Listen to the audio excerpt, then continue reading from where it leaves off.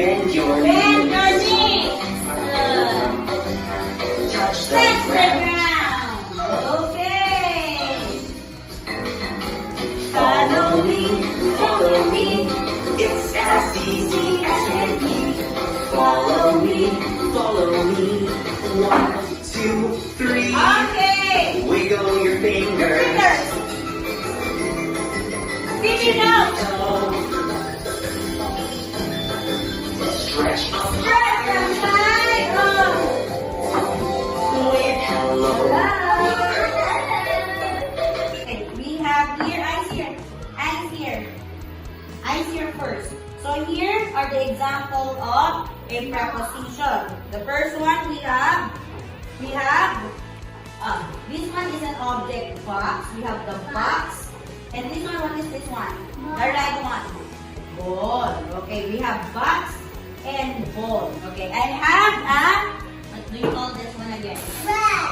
Red? No, what's this one? What object is it? It's a ball. Again.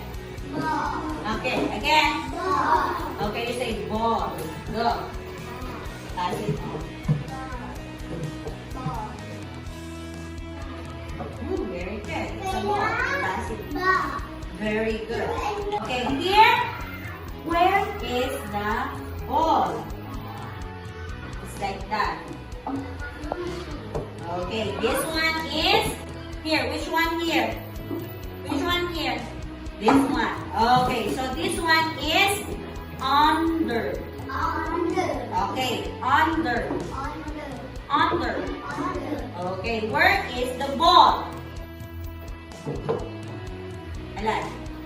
Under. Very good. Again, where is the ball? Again, where is the ball? Okay, good job. I will put the ball here. So I'm gonna ask, where is the ball? In. Again, where's the ball? Again, where's the ball? Okay, how about this one? Where's the ball? Hmm? Under.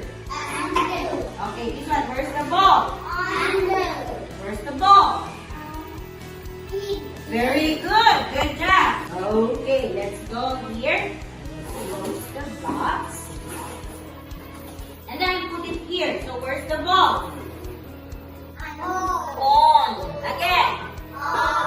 Again. Where's the ball? Very good.